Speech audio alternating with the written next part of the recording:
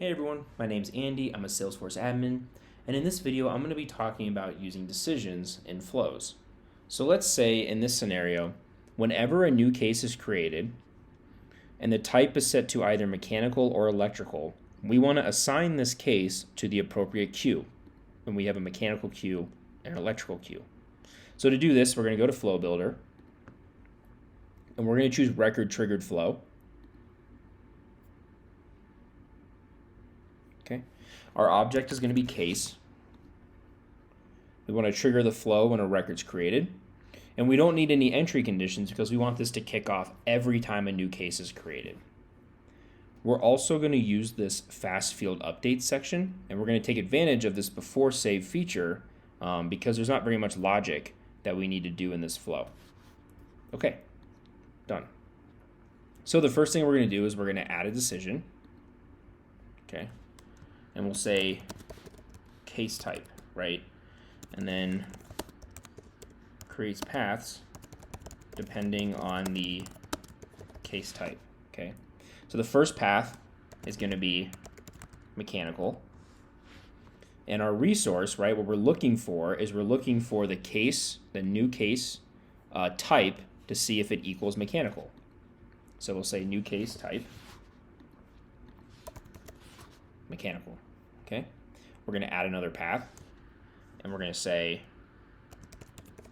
electrical, and we're going to do the same thing, right? We're going to type in record, right? This is the record that's triggering the flow. So the new case type equals electrical, right? And then we have default outcome. We can change the label, but we can't. It will always stay here, right? We can't get rid of this other option. Okay, so we're going to hit done. Okay, so we have our three paths, right? So the first thing I'm going to do here in this default section, right, we're labeled other, is I'm going to hit this plus, and I'm going to choose end, right? If I do nothing with that, then that means if the type is not set to mechanical or electrical, it will still proceed through the flow, right? So I've made this error before, and I'm just going to go ahead and stop, right? I don't want it to continue if it's not mechanical or electrical. Okay, so the next thing I'm going to do is I'm going to get the queue that matches the type. So for mechanical, we're going to get the mechanical queue. Okay, so it gets mechanical queue. And then our object, so queues are under the group object. Okay, and then to get them, we're just going to type in type equals queue. And then there's another option, developer name. And we're just going to grab this queue API name, or developer name, and paste it, right? Done. Okay. And we're going to do the same thing. We're going to get records, get electrical queue, right? We're going to say group. Okay, filter group records. We're going to say type equals queue,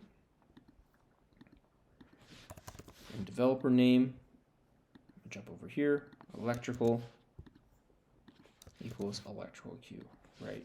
And then I'll just add a quick little description, gets electrical queue for case owner.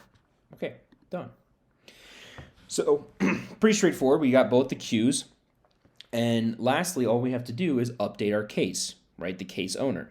So there's two ways we can do this. The first way is I can add this update triggering record option, okay, to the path, and I can say updates case, right? We can only update the record that triggered the flow, and we can say case, let's say owner equals, this is the mechanical option, so we're going to choose get mechanical queue ID, right? And then I would copy this, paste it, and do it on this side as well. So this isn't wrong, but this can get a lot. Let's say we have 15 different types, right? So we'd have to have all these different update case options. There's a little bit of a cleaner way to do this. So what we're going to do instead is I'm going to edit this get, right? Get our queue. And I'm going to choose at the bottom here, choose fields and assign variables. I'm going to set in separate variables. And all I really care about is the ID, right? This is the owner ID I'm going to set.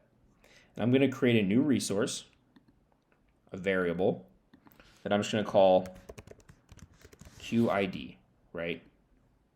We'll say text and done. Okay, done.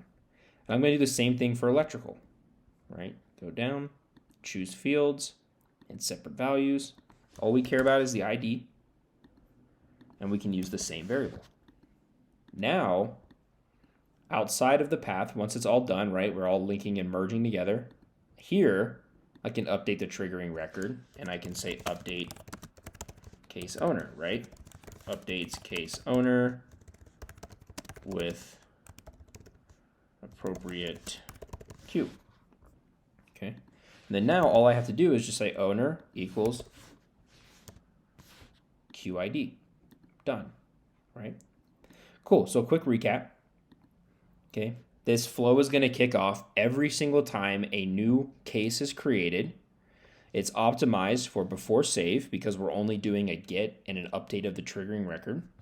It's then going to go into this decision where it's going to check the case type of this new case, right? And if it's mechanical, it's going to get the mechanical queue. If it's electrical, it's going to get electrical queue. And then if it's anything, if it's other, it's just going to end. Once it gets the queues, it's going to assign the ID to a variable that we're going to use in the update case owner node to update the owner field on this new case. Okay, we'll hit save. We'll just call this case owner update, save, and activate. Okay, so let's test it. So let me just refresh. Okay, let's go new. Set origin real quick. I'm going to do type equals mechanical, save, details. There we go. Case owner's mechanical queue. Let's go back to cases. We'll say new one more time. And this time we're going to choose electrical, save. Case owner electrical queue. And that's it. That's using decisions and flows. Thanks for watching.